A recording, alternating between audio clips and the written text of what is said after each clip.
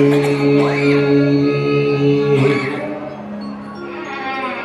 सद्गुरुदेवाय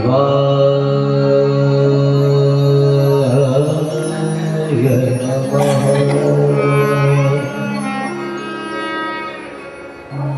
श्री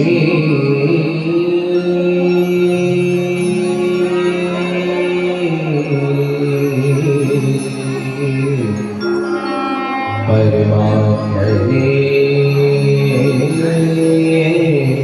नमः।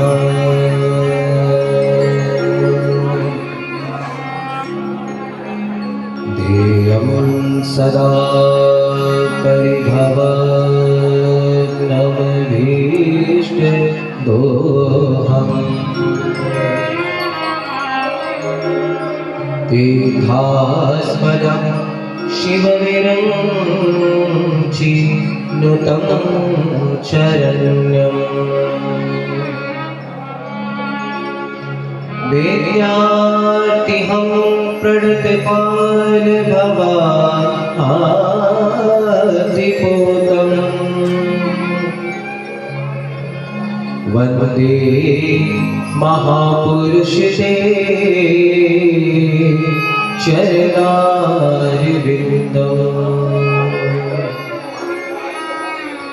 वंशी विभूषितकरानवनीरदावा पीताम्बरा दरुणिम्ब फलाधरोष्ठा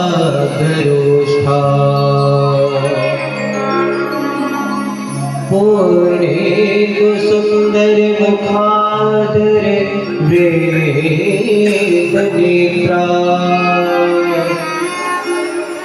कृष्णा परम किमपि तत्त्वमहं न जाने। नारायणं नमस्कृत्य नरं चैव नरोत्तमं देवीं सरस्वतीं व्यासं ततो जयेत्।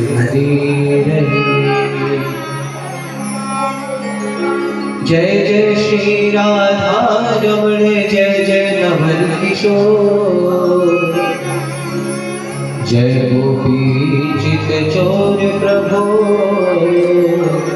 श्री जय जय माखन चोर जय गोपी चित चोर प्रभो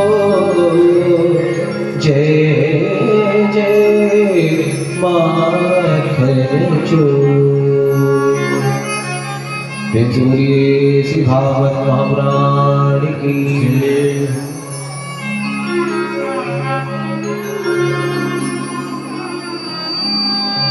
ठाकुर हमें रमण बिहारी हम हैं रमण बिहारी के। ठाकुर हमें रमण बिहारी हम हैं रमण बिहारी के। ठाकुर हमें रमण बिहारी हम हैं रमण बिहारी के। ठाकुर हमें रमण बिहारी हम हैं रमण बिहारी के। साधु सेवा धर्म हमारा साधु सेवा धर्म हमारा साधु सेवा धर्म हमारा साधु सेवा धर्म हमारा कामन दुनिया सारी से पावन दुनिया सारी से। ठाकुर हमें रमण बिहारी हम हैं रमण बिहारी। ठाकुर हमें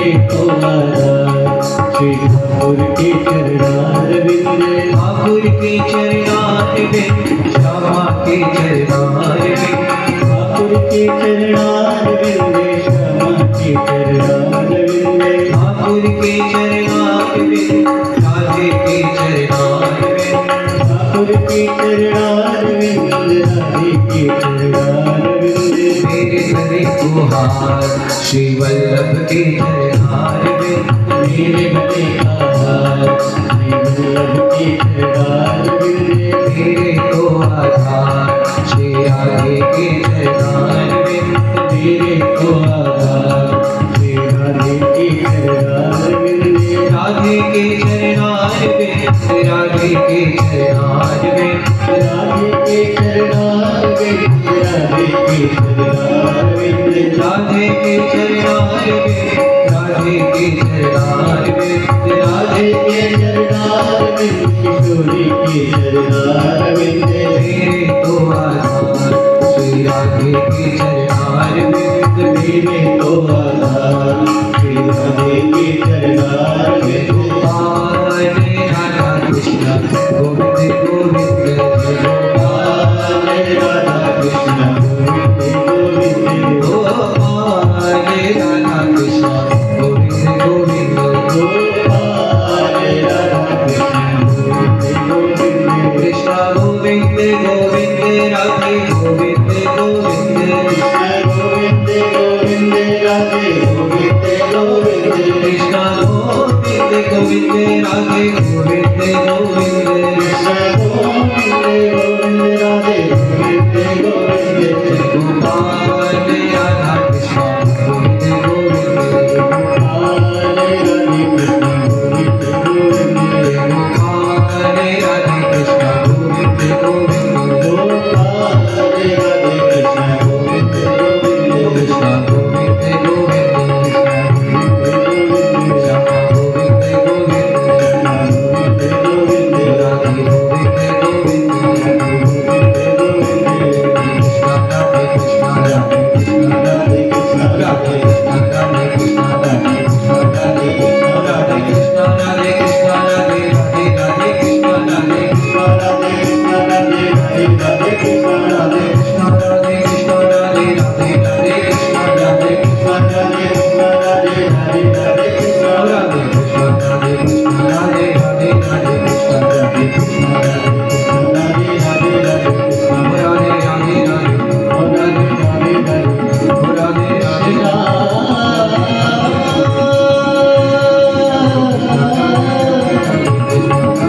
हरे कृष्णा हरे हरे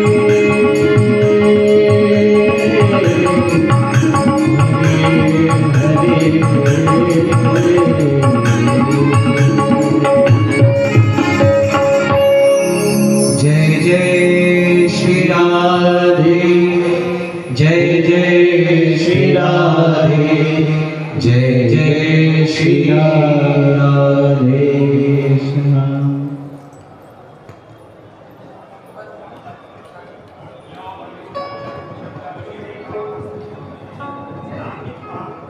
अनंत श्री विभूषण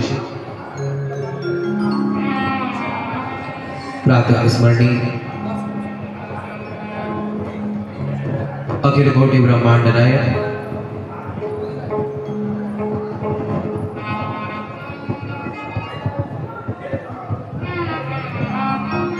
भक्तों के कल्याणार्थ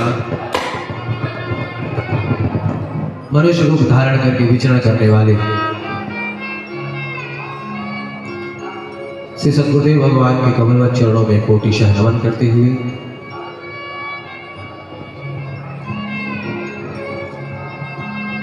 तीर्थराज प्रयाग को प्रणाम करते हुए जिन भागीरथी मां गंगा के परम पावन तट पर बैठ करके हम सभी इस दिव्य श्रीमद् भागवत महापुराण की कथा का रसा स्वागत कर रहे हैं, जिनके दर्शन मात्र से ही जीव के सारे पाप नष्ट हो जाते हैं। ऐसी भागीरथी मां गंगा को प्रणाम करते हुए, कामधेनु भगवती गौ माता को प्रणाम करते हुए, प्रत्यक्ष कृष्ण एव ही, जो साक्षात भगवान श्री कृष्णचंद्र आनंद कंद का स्वरूप ही है, भगवान कृष्ण के समण विग्रह श्री भागवत भगवान की वंदना करते हुए, जितने भी श्रोतागण आप सभी यहाँ उपस्थित हैं, आप सभी को मैं इस व्यासपीठ से प्रणाम करता हूँ।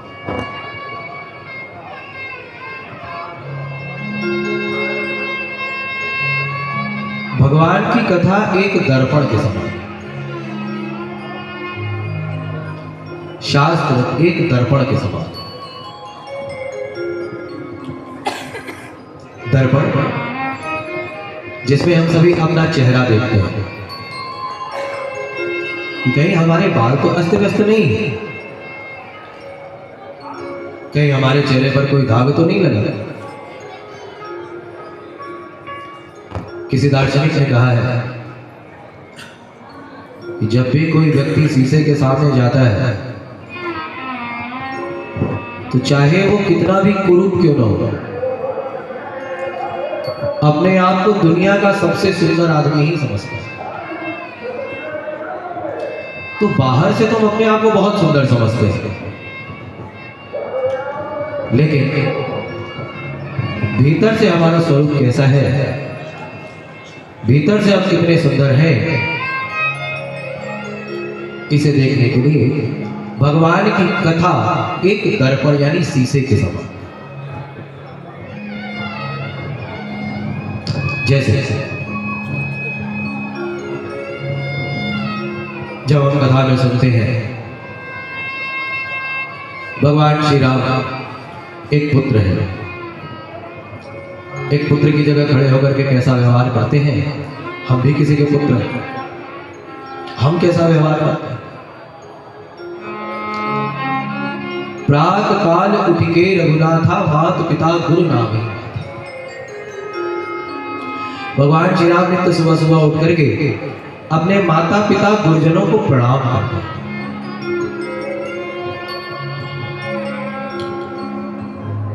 भगवान श्री राम एक पुत्र की जगह खड़े होकर के कैसा व्यवहार करते हैं, हम कैसा व्यवहार करते हैं। भगवान श्री राम एक पति की जगह खड़े होकर के कैसा व्यवहार करते हैं और हम कैसा व्यवहार करते हैं। एक रेलवे स्टेशन पर एक संत हाथ में श्री रामचरितमानस लेकर के रामचरितमानस का पाठ कर रहे थे। तभी एक नव दंपत्ति का जोड़ा आया और हंसते हुए कहने लगा, अरे बाबा, इस रामचरितमानस में ऐसा क्या लिखा है कि जो आप लोग हमेशा पुस्तक पढ़ते रहते हैं।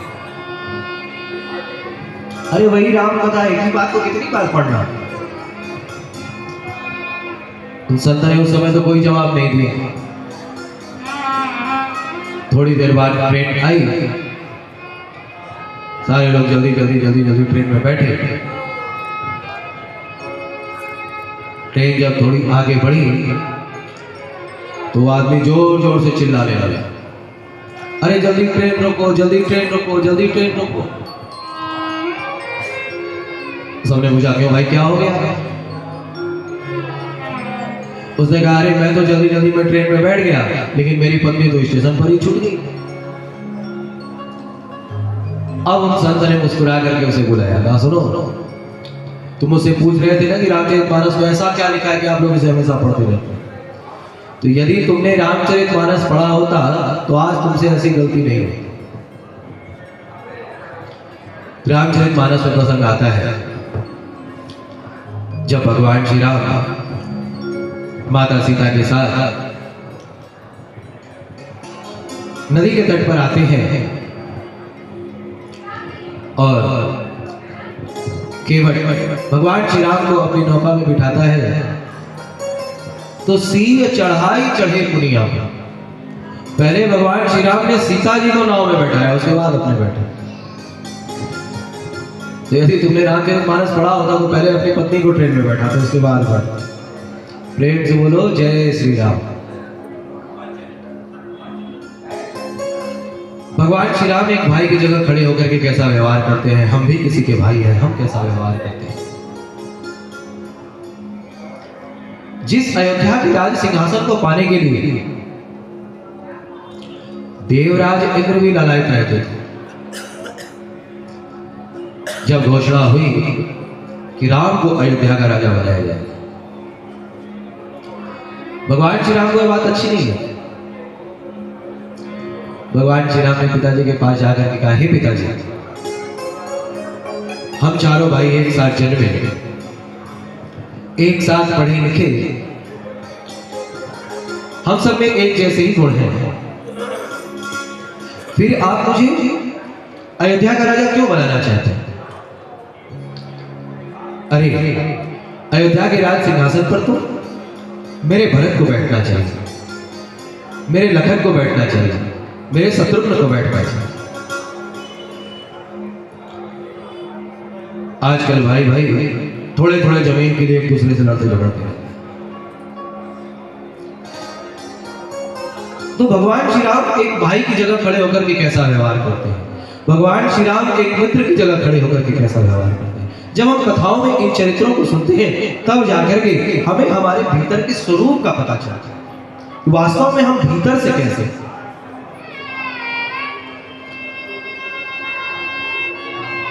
आज कोई भी अपनी बेटी का नाम कैकेयी रखना नहीं चाहता।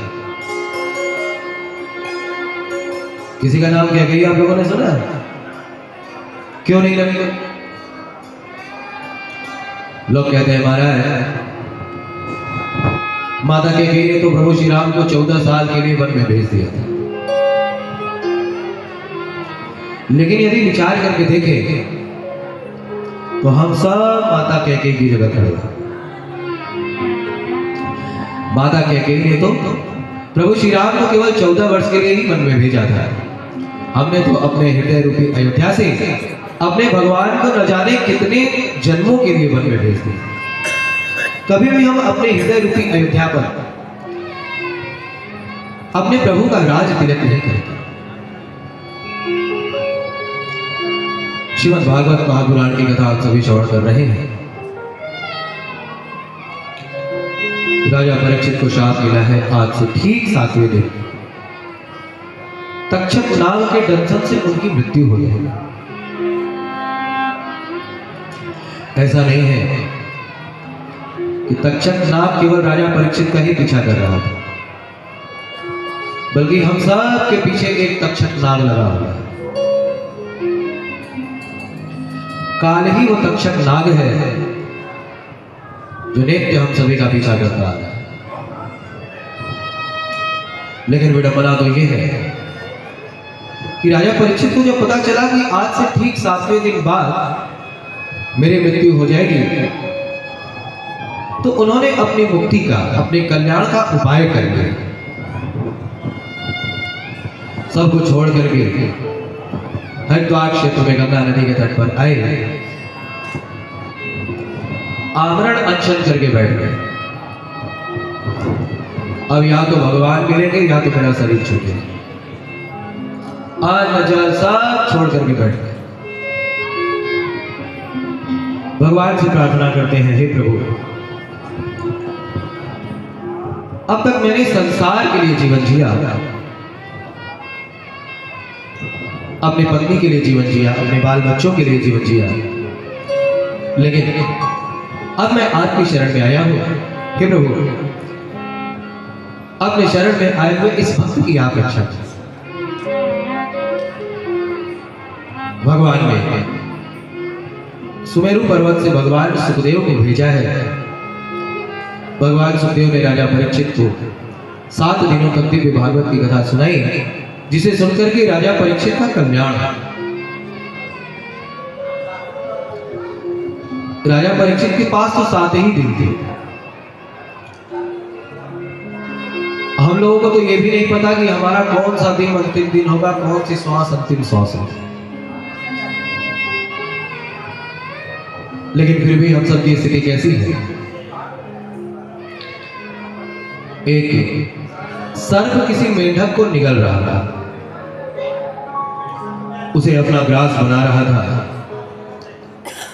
उसी समय मेंढक के सामने एक पतिंगा आ गया। देखिए, सर्प मेंढक को निगल रहा है, उसे अपना ग्रास बना रहा है, और उस मेंढक के सामने उसी समय एक पतिंगा आ गया। अब पतिंगे को देखते ही मेंढक उसे खाने के लिए अपनी जीभ लपलपाने लगा। हम सब भी काल रूपी सर्प के मुख में नित्य प्रवेश करते चले जा रहे हैं। काल रूपी सर्प नित्य हमें अपना ग्रास बनाता चला जा रहा है, लेकिन हम लोग भी उसी मेंढक की तरह नाना प्रकार के सांसारिक विषयों को प्राप्त करने के लिए ये भी मिल जाए, वो भी मिल जाए, ये भी मिल जाए, वो भी मिल जाए, उस मेंढक की तरह अपनी जीभ लपलपा रहे हैं। किसी संत ने बड़ी सुंदर बात कही, दो बातों को भूल मत, जो चाहे कल्याण, नारायण एक मौत को, दूजे श्री भगवान। दो बातों को भूल मत, जो चाहे कल्याण, नारायण एक मौत को, दूजे श्री भगवान। मृत्यु को सदैव याद रखना चाहिए। जो सदैव अपने मृत्यु को याद रखता है उससे पाप कम होता है।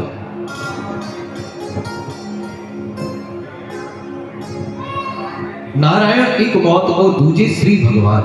भगवान ही हमें जन्म मृत्यु के बंधन से छुटकारा दिला सकते हैं। भागवत जी में कथा आती है कि भक्त ध्रुव काल के सिर पर अपना पैर रख करके भगवान के वैकुंठ लोग जाते हैं। तो भगवान ही हमें जन्म मृत्यु के बंधन से छुटकारा दिला सकते हैं। आजकल तो लोग जन्मदिन मनाते हैं, बड़े प्रसन्न होते हैं। महाराज मैं 60 साल का हो गया, मैं 80 साल का हो गया। और एक दिन मैंने देखा कि एक 120 साल की माँ अपना जन्मदिन मना रही थी। बूढ़ी माँ जन्मदिन मना रही है।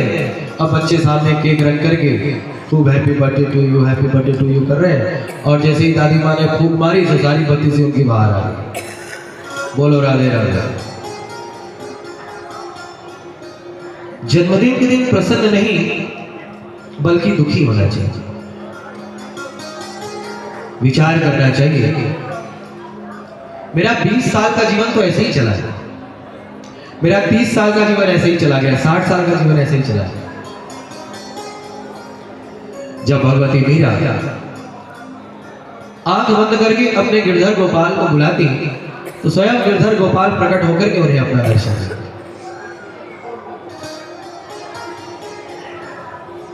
भक्त प्रहलाद जब भगवान का ध्यान करते हैं, भगवान स्वयं प्रकट होकर के उनकी रक्षा सुरक्षा करते हैं। विचार करना चाहिए, इतने वर्षों में मैं भगवान का दर्शन न कर सकता। अरे भगवान का दर्शन पाना तो दूर, मैं तो भगवान के चरणों में निर्मल भक्ति भी ना पा सका। मेरा 60, 70, 80 साल का जीवन तो ऐसे ही बेकार चला।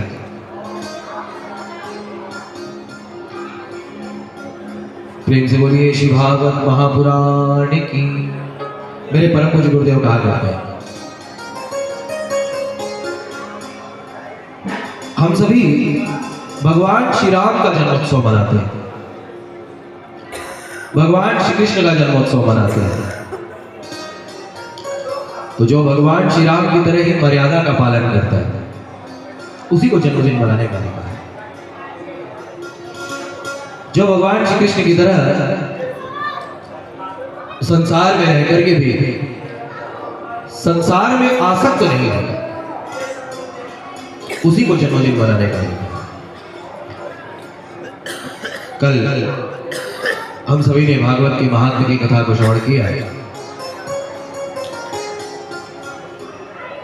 भागवत जी के प्रथम स्कंद में जब हम प्रवेश करते हैं, ब्रह्मर्षि वेदव्यास जी ने सर्वप्रथम भगवान का मंगलाचरण किया।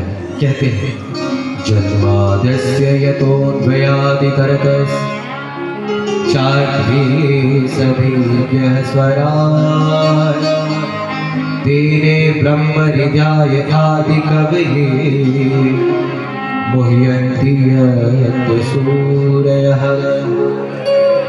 तेजो वायुमृतां यथा विनिमयो यत्र त्रिशर्धो वृषा धाम्ना स्वेन सदा निरस्तकुहकं सत्यो परम धीमहि सत्यो परम धीमहि। कहते हैं जन्माद्यस्य यतोऽन्वयादितरतस्, भगवान जन्म मृत्यु के बंधन से सर्वथा मुक्त है। भगवान का जन्म नहीं होता बल्कि भगवान का अवतार होता है, और भगवान की मृत्यु नहीं होती बल्कि भगवान का स्वभाव गमन होता है। हम लोगों का जन्म होता है और हमारी मृत्यु भी होती है, लेकिन भगवान का जन्म नहीं है, भगवान का अवतार है। कहते हैं जन्माद्यस्य यतोऽन्वयादितरतस्। अब आप पूछेंगे महाराज जन्म और अवतार में क्या अंतर है? तो ध्यान से सुनिए। किसी कुएं में एक आदमी गिर गया। छोटे छोटे बच्चों ने देखा, जोर जोर से चिल्लाने लगे, अरे देखो देखो देखो देखो देखो, इस कुएं में तो एक आदमी गिरा है। लोग दौड़े दौड़े आए। एक ने अपनी कमर में रस्सी बांधी और तुरंत कुएं में छलांग लगाया। अब बच्चों ने देखा, फिर चिल्लाए, अरे देखो देखो, इसमें तो एक नहीं, इसमें तो दो दो गिरे हैं। तब बड़े लोगों ने समझाया कि बेटा इसमें गिरा तो एक ही है, दूसरा तो उसे बाहर निकालने के लिए अपनी मर्जी से कुएं में कूदा। ठीक इसी प्रकार से हम सभी प्रारब्ध के कारण जो कई जन्मों से हम कर्म करते आ रहे हैं, उन कर्मों के कारण ही इस संसार रूपी कुएं में गिरते हैं। और जब रक्षा सुरक्षा के लिए भगवान को बुलाते हैं तो भगवान प्रकृति स्वामधिष्ठाय, कर्मों को अपने अधीन करके, प्रकृति को अपने अधीन करके हम जीवों को इस संसार सागर से बाहर निकालने के लिए अपनी इच्छा से इस संसार में रहते हैं। तो जिसका इस संसार में आना और जाना अपनी इच्छा अनुसार नहीं बल्कि कर्मों के अनुसार होता है। किसी को पता था क्या कि हमारा जन्म इसी घर में होगा, या इसी प्रदेश में होगा, ये हमारे माता पिता होगा। हम जैसा कर्म करते हैं कर्म के अनुसार हमारा जन्म होता है। तो जिसका इस संसार में आना और जाना कर्मों के अनुसार होता है उसे कहते हैं जन्म। लेकिन जो स्वयं कर्मों को अधीन करके इस संसार रूपी कुएं में फंसे जीव को बाहर निकालने के लिए अपने इच्छानुसार इस संसार में आता है उसे अवतार कहते हैं। जन्माद्यस्य यतोऽन्वयादितरतस्, भगवान का जन्म नहीं बल्कि भगवान का अवतार है। तेने ब्रह्महृदाय आदिकवये मुह्यन्ति यत्र सूरयः। कहते हैं भगवान की लीला इतनी विचित्र है, मुह्यन्ति यत्र सूरयः। भगवान की लीला देख करके बड़े बड़े देवी देवता भी मोहित हो जाते हैं, बड़े बड़े देवी देवता भी मोहित हो जाते हैं। रामचरितमानस में भी देखो प्रसंग आता है, भगवान शंकर माता सती के साथ जा रहे हैं। उसी समय भगवान श्री राम दंडकारण्य में अपनी लीला कर रहे हैं। रावण सीता जी का हरण कर चुका है। भगवान श्री राम, हे खग मृग हे मधुकर श्रेणी, तुम देखी सीता मृग ने। पशु पक्षियों से, लताओं से सीता जी का पता पूछ रहे हैं। बोले बाबा ने जब दूर से इस दृश्य को देखा, हाथ जोड़ करके भगवान को प्रणाम किया। जय सच्चिदानंद जग पावन, अस कही चले मनोज सावन। अब जैसे ही माता सती ने देखा, पूछा बोले ना ये आप किसे सच्चिदानंद कह करके प्रणाम कर रहे हैं?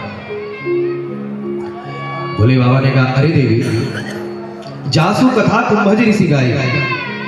अभी अभी हम जिसकी कथा सुनकर के आ रहे हैं, जिसकी भक्ति का वरदान मैंने अगस्त मुनि को दिया, सोई मम इष्ट देव रघुवीर। ये मेरे वही इष्ट देव प्रभु श्री राम है। माता सती ने सुना, कहा अच्छा बोले ना, आप कहते हैं ये सच्चिदानंद स्वरूप वाले हैं,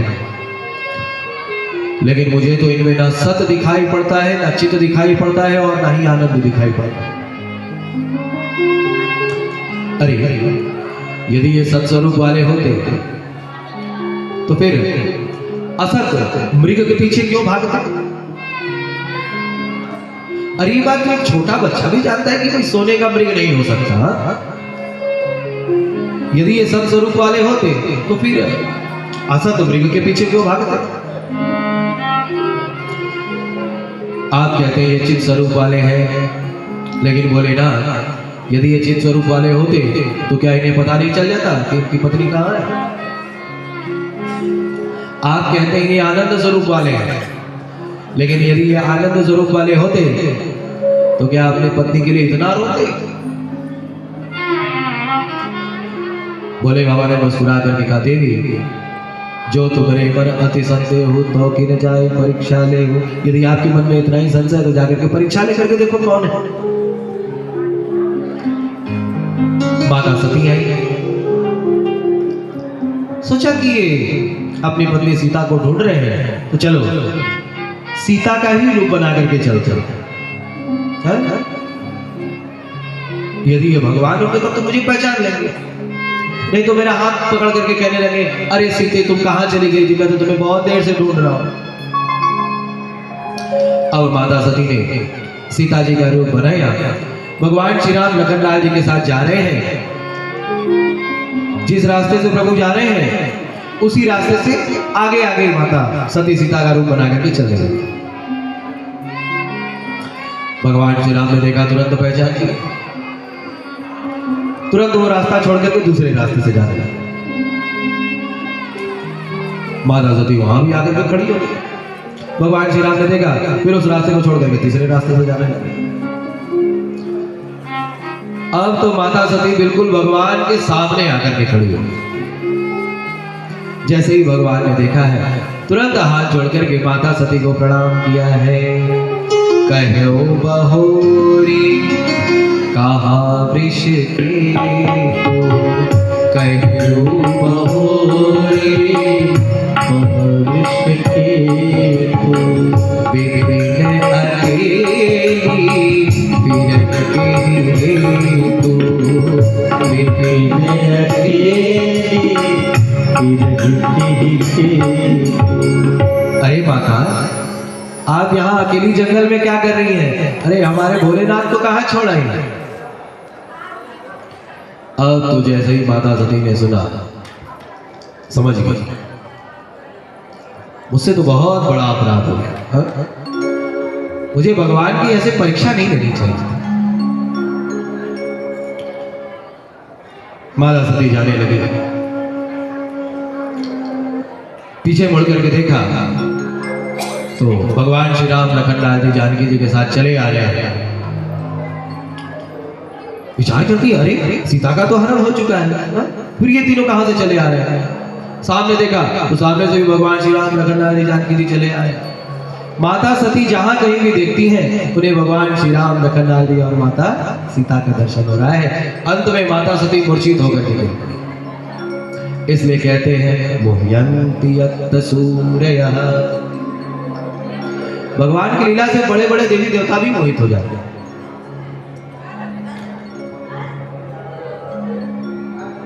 जिन प्रभु ने व्रज में आकर के ऐसी लीला की,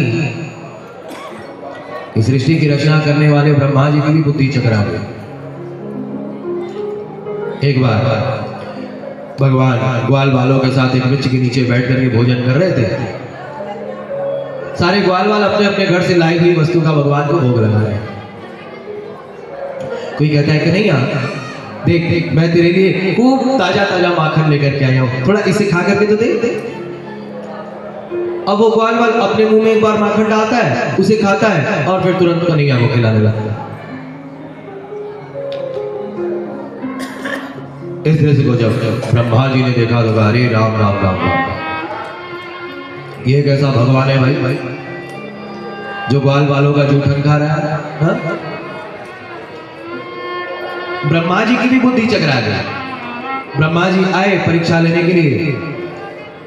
भगवान के सारे ग्वाल बालों को चुरा करके ले जाकर के ब्रह्मलोक में सुला दिया। उनके सारे बछड़ों को ले जाकर के ब्रह्मलोक में सुला दिया। एक साल बाद आकर के देखा तो भगवान ने स्वयं अपने आप को ही सारे ग्वाल बालों के रूपों में प्रकट कर दिया, सारे बछड़ों के रूपों में प्रकट कर दिया। जो ग्वाल बाल जैसा था स्वयं भगवान ही वैसे बने। अंत में ब्रह्मा जी भगवान के चरणों में गिर पड़े हैं, भगवान से क्षमा याचना किया। इसलिए कहते हैं मोहयन्ति यत् सूरयः। भगवान की लीला ऐसी विचित्र है कि उनकी लीला से बड़े बड़े देवी देवता भी मोहित हो जाते हैं।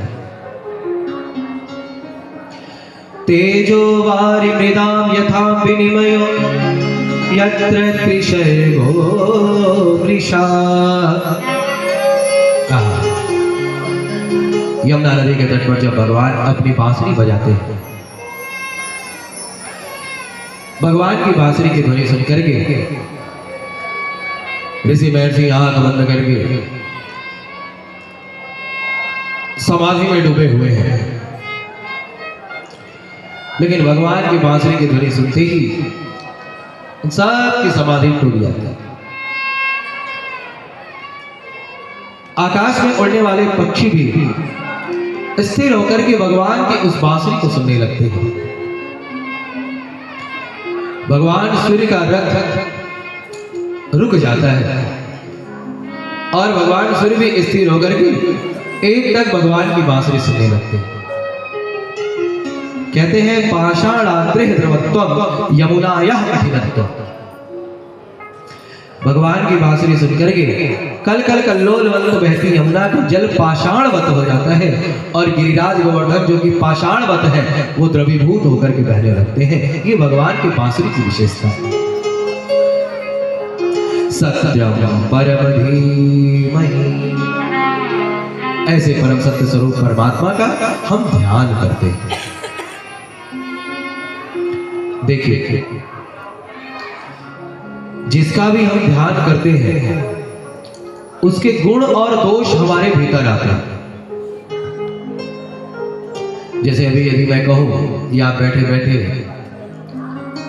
अपने शत्रु का ध्यान करिए, शत्रु का स्मरण करिए,